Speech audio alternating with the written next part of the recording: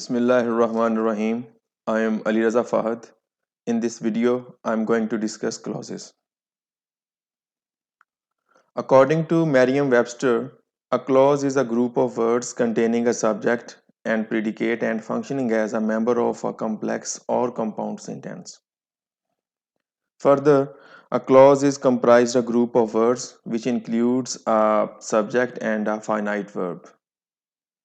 A clause contains only one subject and one verb. The subject of a clause can be mentioned or hidden, but the verb must be apparent and distinguishable. I graduated last year is a one clause sentence. When I came here, I saw him is a two clause sentence. Whereas when I came here and I saw him and he greeted me is a sentence that has three clauses.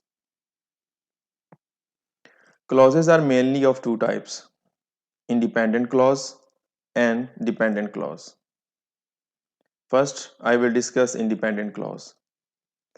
An independent clause functions on its own to make a meaningful sentence and looks much like a regular sentence. In a sentence, two independent clauses can be connected by the coordinators. These coordinators are and, but, so, or, nor, for, yet. He is a wise man. This is a complete sentence comprising an independent clause. I like him is also an independent clause which is a complete sentence as well. Can you do it? Do it please. In this sentence, subject you is hidden. I want to buy a phone, but I don't have enough money. This sentence is comprising two independent clauses which are connected by the coordinator but. He went to London and visited the Lords. In this sentence, the subject of the second clause is he. So, he visited the Lords is an independent clause. Subordinate or dependent clause. Subordinate or dependent clause is a clause which does not express complete thought and depends on another clause, that is main clause, to express complete thought.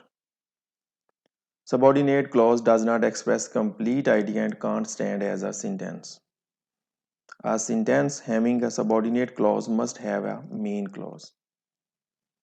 The subordinators do the work of connecting the dependent clause to another clause to complete the sentence. In each of the dependent clauses, the first word is a subordinator.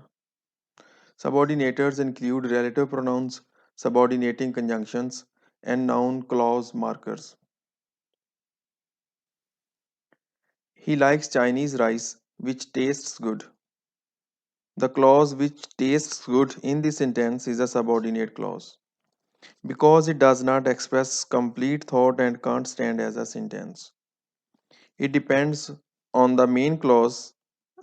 He likes Chinese rice to express complete thought. Here I have few more examples. I met the boy who helped me. He is a very talented player, though he is out of form. I know the man who stole the watch. He bought a car which was too expensive. Subordinate or dependent clauses are further divided into three types: noun phrase, adjective phrase, and adverb phrase or adverb classes. Types of subordinate clause.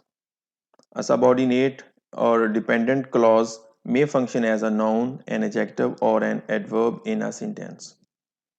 On the basis of their function in a sentence, subordinate clauses can be divided into following types: noun clause, adverb clause, and adjective clause. Noun clause. A dependent clause that functions as a noun in a sentence is called noun clause. A noun clause performs same function like a noun in a sentence. Like what he did made a problem for his family.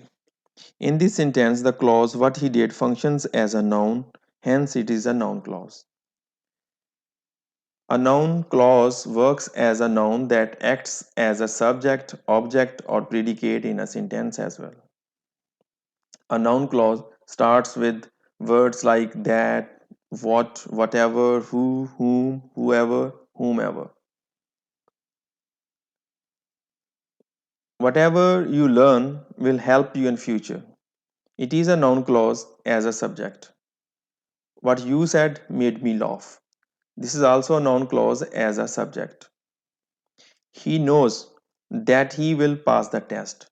This is also a noun clause, but it is as an object in this sentence.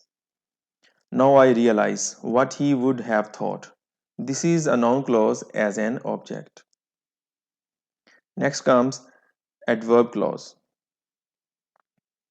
A dependent clause that functions as an adverb in a sentence is called adverb clause. An adverb clause, like an adverb, modifies a verb, adjective clause, or other adverb clause in a sentence. It modifies or describes the situation in the main clause in terms of time, frequency, how often, cause and effect, contrast, condition, intensity, to what an extent. The subordinate conjunctions used for adverb clauses are as follows. Conjunctions for time are when, whenever, since, until, before, after, while, as, by the time, as soon as. And for cause and effect are because, since, now that, as long as, so that. And for contrast, although, even, whereas, while, though. The subordinating conjunctions for condition are if, unless, only if, whatever, or not, even if, providing or provided that, in case. Don't go before he comes. He takes medicine because he is ill. Although he tried a lot, he couldn't climb up the tree. Unless you study for the test, you can't pass it. Adjective clause. A dependent clause is the one that functions as an adjective in a sentence is called adjective clause. An adjective clause works like adjective in a sentence. The function of an adjective is to modify or describe a noun or a pronoun. Similarly, a noun clause modifies a noun or a pronoun. An adjective clause always precedes the noun it modifies. He wears a shirt which looks nice. The clause which looks nice in this sentence is an adjective clause because it modifies the noun shirt in the sentence. Here we have more examples. An apple that smells bad is rotten. The book which I like is helpful in preparation for test. The house where I live consists of 4 rooms. Adjective clause begins with relative pronouns. These pronouns are that, who, whom, whose, which, or whose, and is also the relative clause. Adjective or relative clauses can be restrictive or non-restrictive clause. Restrictive and non-restrictive clauses.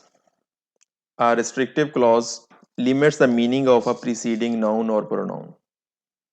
A non-restrictive clause, whereas, tells us something about preceding noun or pronoun but does not limit the meaning of a preceding noun or pronoun.